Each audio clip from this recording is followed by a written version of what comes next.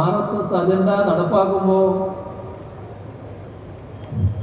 കോൺഗ്രസ് മതനിരപേക്ഷ പാർട്ടിയാണെന്ന് അവകാശപ്പെടുന്ന കോൺഗ്രസ്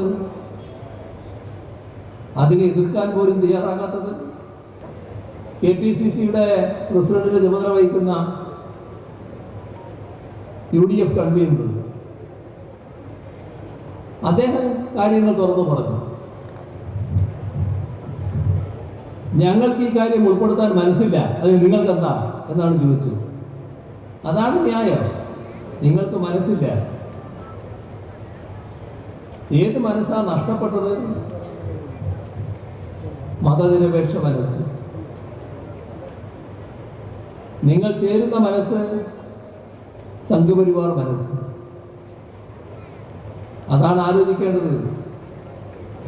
മതനിരപേക്ഷ മനസ്സ് നഷ്ടപ്പെട്ട് സംഘപരിവാർ മനസ്സിനോടൊപ്പം ചേരാൻ എങ്ങനെ നിങ്ങൾക്ക് കഴിഞ്ഞു? ഇപ്പോൾ കാര്യങ്ങൾ പുറത്തു വന്നു. ഇന്ത്യൻ എക്സ്പ്രസ് അവരുടെ അന്വേഷണത്തിലുള്ളൊരു കാര്യം പുറത്തു കൊണ്ടുവന്നു. അത് മാനിഫെസ്റ്റോവിൻ്റെ കരട് തയ്യാറാക്കിയപ്പോൾ മാനിഫെസ്റ്റോ തയ്യാറാക്കാൻ നിശ്ചയിച്ച സമിതി പൗരത്വ നയ ഭേദഗതിയെക്കുറിച്ച് ശക്തമായി എഴുതിയിരുന്നു. പക്ഷേ നേതാക്കളടങ്ങിയ സമിതി യോഗം ചേർന്നപ്പോൾ അത് വേണ്ടെന്ന് വെച്ചു. ഇതാണ് മലയാള മനോരമ എഴുതിയത്, അല്ല നമ്മുടെ ഇന്ത്യൻ എക്സ്പ്രസ് എഴുതിയത്. മലയാള മനോരമയുടെ പേരെങ്ങനെയാ നാട്ടിൽ വന്നതെന്ന് മനസ്സിലാക്കില്ല. അവർക്ക് അങ്ങനത്തെ കാര്യം എഴുതാൻ തോന്നില്ല എന്ന് എല്ലാവർക്കും അറിയാം. പക്ഷേ നാട്ടിൽ ഇപ്പോഴും മാധ്യമധർമ്മം പാലിക്കുന്ന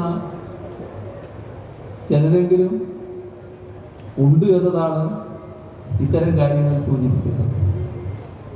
അതിപ്പോൾ വസ്തുതയാണെന്ന് പുറത്തു വന്നു.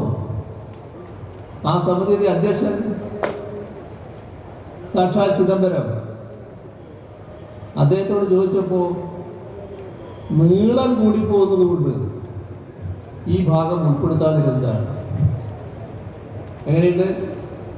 പൗരത്വ നിയമ ഭേദഗതി റദ്ദ് ചെയ്യും എന്നൊരു വാചകം അവിടെ എഴുതിയാൽ ഈ പ്രകടന പത്രികയുടെ നീളം ഭയങ്കരമായി നീണ്ടുപോകുമെന്നാണ് അദ്ദേഹം പറഞ്ഞത്. അദ്ദേഹത്തിൻ്റെ വിഷമം മനസ്സിലായി. കോൺഗ്രസിനെ തള്ളി പറയാൻ പറ്റില്ലല്ലോ, കോൺഗ്രസിൻ്റെ നേതാവല്ലേ.